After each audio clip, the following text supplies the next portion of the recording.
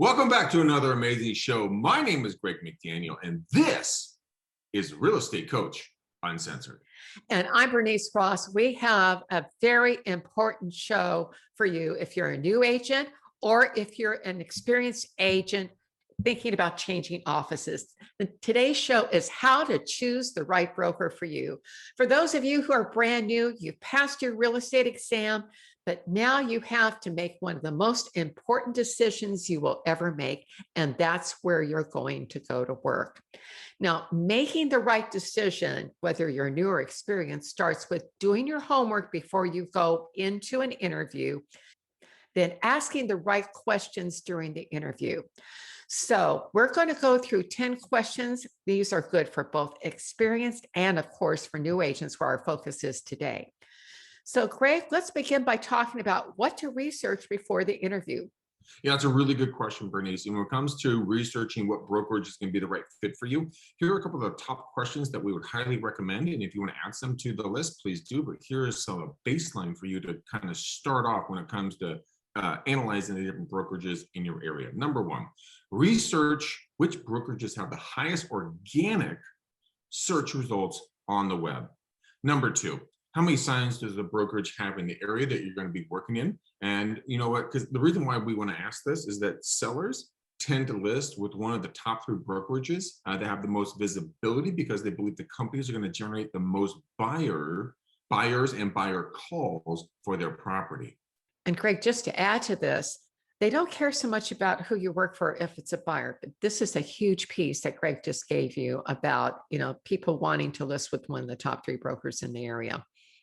You know, another important thing that you really need to consider in today's day and age, does the brokerage or office have an active Facebook page that's branded to the areas that you're going to serve? That's a very important piece, guys. Don't forget that one. Another one that really is very interesting is I want you to call into the office and see how they handle incoming calls and see if it's handled professionally and just kind of how it's expedited so that you understand what your clients are going to experience. Finally, go out there and search online reviews about the company as well as a supervising broker or manager on Yelp, LinkedIn, other social media sites. And if you find a complaint, note how it was handled. Greg, huge takeaway on that, because first of all, if there are complaints, then that's a little bit of a red flag, but anybody can get a cranky client. The issue is how is it dealt with. Greg, let's go on to talk about the 10 questions to ask during your interview. The questions we're going to discuss will help you identify which office is going to be best for you. So question number one, how many agents do you have in your office or brokerage?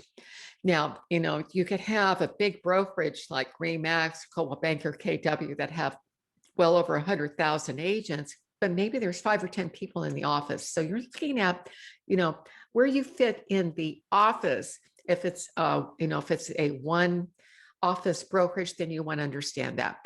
But while you can succeed in any size office, the question is whether you'll feel more comfortable in a smaller office where it may be easier for you to get to know people, or do you want to be in a big office that's got a lot of activities, there's listings coming in, there's a lot of, there's just a lot of things going on. You need to decide what's best for you. Now, the beauty about being with a large office with a lot of market share is that there are more calls, there are more listings. You're going to hear about things if we're going into the office. If you've got a lot of people in the office, you'll hear about what's coming up and other kinds of things. Now, if you're in a smaller office, though, and this is kind of really important for a lot of agents, they care more about the culture. They'd rather work with 10, 15, or 20 people who are a cultural fit for them. They like the smaller environment. They don't want to be in an office that's got 100 or 150 people in it. Now, if you're with a virtual company, you want to ask where agents conduct in-person meetings with clients, as well as if the company holds any face-to-face events for their agents. So, Greg, let's go on to number 2. Do you have a new agent sales training program? If the answer is yes, follow up by asking the following. First, would you describe how the program works? Next, will I be assigned a trainer, mentor, or another agent in the office, who I can shadow and ask questions. So some people have formal training. They may have a training director. They may have you shadow an experienced agent or the manager if it's a small office. Now, if the broker or manager is your trainer, ask them how often they will be meeting with you and what their availability is when you have problems. In other words, will they take your calls on weekends and evenings? Okay, and this is an important question. Now, here's the kicker. May I see your training manual, please? If they don't have one, you've got two options. You may want to search for another company. We have an extremely robust training program here at Real Estate Coach that's been adapted. It's been white labeled by the Texas, California, and Alabama associations of realtors. So, it is a very strong program, and we just updated it for today, with the latest things that are happening with the social media, video, all the things that are taking place right now. Now, in addition to the training, do you offer any mentoring or coaching? And if so, are there any fees? Some of them will provide a program for you that you pay for upfront, but when you close your first deal, they'll reimburse you for it. So it's a way. And again, if you don't have enough money to pay for training, you don't have enough capital, you really need to save up some more money. You need to be able to go, 6 to 8 months with no income. In addition to the training, do you offer any mentoring or coaching? And if so, are there any fees? One of our corporate clients, they're using our training, but we are also providing group coaching for their new agents that they can log into, twice a month and get coached on whatever they're having they're having challenges with. And again, you want to ask whether there's a fee or not. And finally, do you have an accountability program to keep me on track? Again, this is just another way to help you move forward. And again, some brokers do and some don't. So you're just asking to find out what's there in terms of training. And the reason training is so important, the research is crystal clear on this. Agents who get trained stay in business. 90% of the people who come in as new agents leave the business within 5 years. The difference is training. So just a couple of other quick comments. In most small offices, again, the broker manager is the trainer. And if the company is part of a national franchise, they often will have access to the franchise's training. In most cases, those are very good. Some brokers will tell you, go to your local board, or an outside training company. One of the things that is really a powerful way to get trained is to sign up for the Graduate Real Estate Institute designation. That's GRI. It's offered through, I believe, every state association in the country. This is extremely powerful. You can also sign up for the CRS designation. Greg, let's go on to number 3. Yeah, number 3 is really something that everybody has an opinion about, let's put it that way. And that is, what is your commission structure? Now, how much you earn is based upon literally how much you work. If you kind of affiliate with more of a debt office that has little to no structure, you're going to have to work a little bit harder to succeed versus affiliating with a very active office with plenty of listings and excellent training. You also want to look for one-on-one help if you are a new agent. Keep in mind that 50%, okay, I know it's a weird number, but if you have 50% of 10 deals, it is substantially more than 80 to 90% of only 2 deals. Again, this is why you need to look at how active that office is. So, Greg, how much should new agents expect to pay when they get started in the business? A lot of people ask this question a lot. Every brokerage is going to be a little bit different, but what we've found is normally you're going to pay between $1,500 and $2,000 in fees to begin your real estate business. The bulk of these fees are going to be joining your local and state board of realtors and NAR. Get your keys, your signs, your business cards, errors and emissions. That's your E&O insurance. The fees are going to be prorated based upon the time of year that you're going to be joining the association and your brokerage. Our next question, number 5, does your company charge an advertising fee, franchise fee, transaction fee, or a technology fee, which is taken off the top? And if so, how much are they? Now, it's really important to determine what other fees the broker will deduct from your commission. They may be giving you an 80% commission, but if there's a 6% Franchise fee, you're now down to 74%. And if they charge for technology or some other fees, you may be lower than 70, you may be down at 65. You think you're getting 80, but they're taking these fees off the top. So here are some of the types of fees that you may encounter: advertising or technology fees, franchise fees, and these are paid by the brokerage and its agents to the parent or franchisor.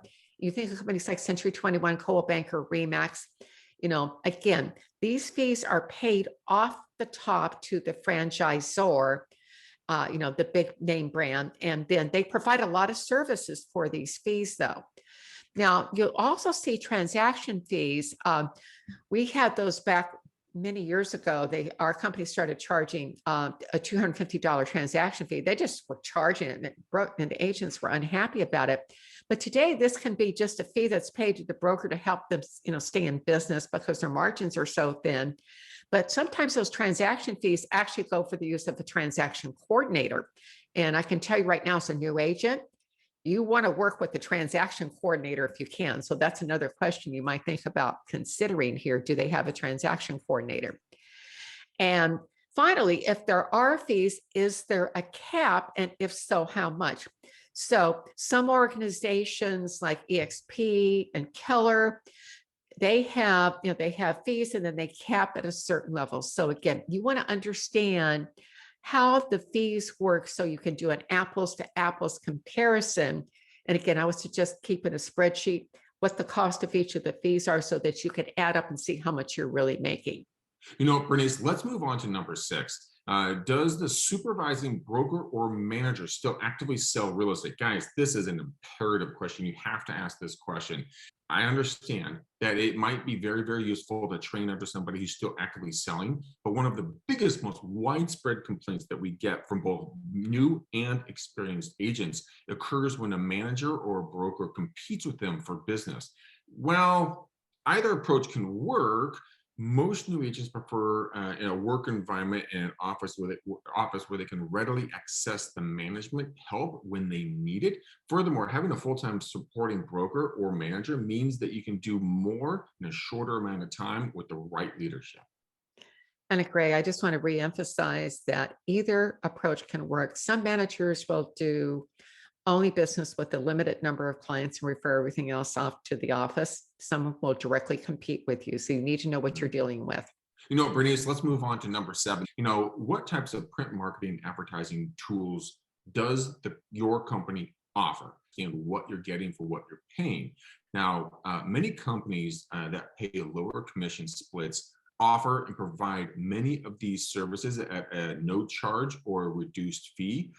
While this is not always the case, it's very important to ask. Most companies that provide the marketing collateral expect agents to cover at least the postage.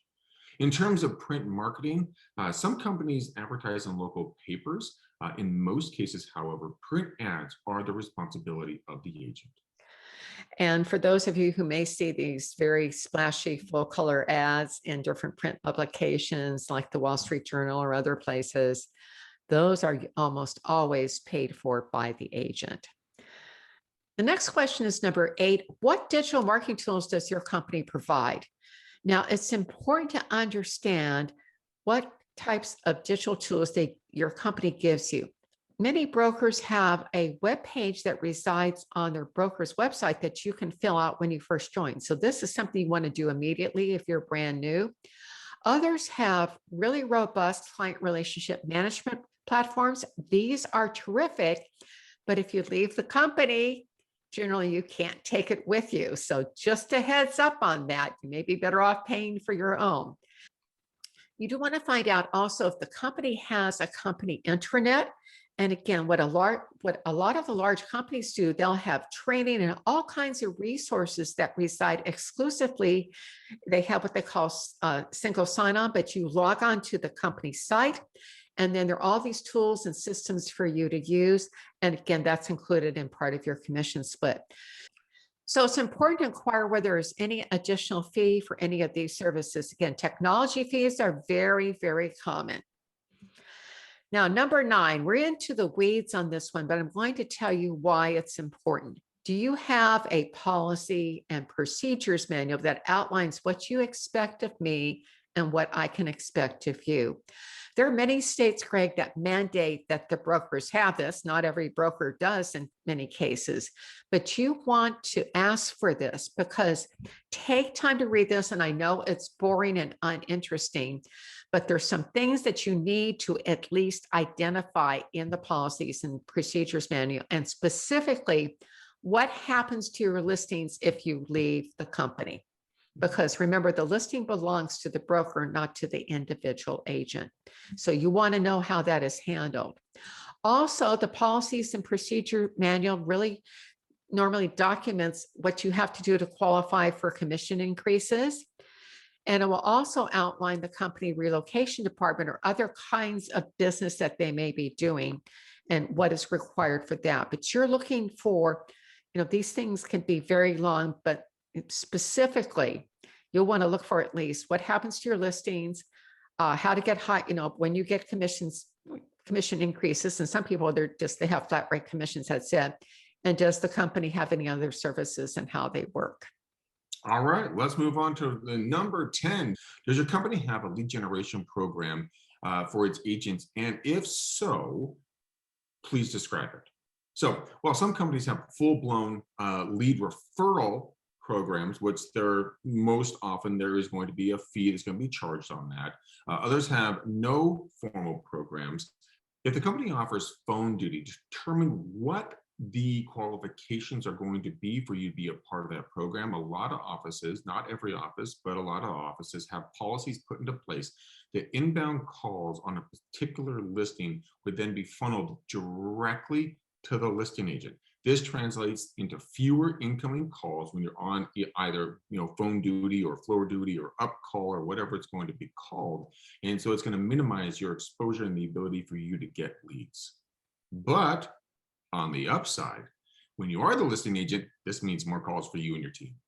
So to wrap up for today, whether you're a new or experienced agent, the real question is which office is right for you? And ask these questions, do your homework, and track the broker's answers on a spreadsheet so that you can do an apples to apples comparison. That's the best way to know which company and office is best for you. And Greg, final word to you. You know what, Bernice, my final word would be this. It's very simple. Find culture, find what works for you, find the people you want to be around.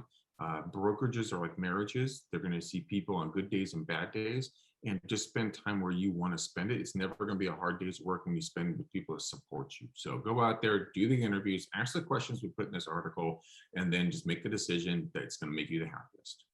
All right, guys, there it is. Thanks for being with us.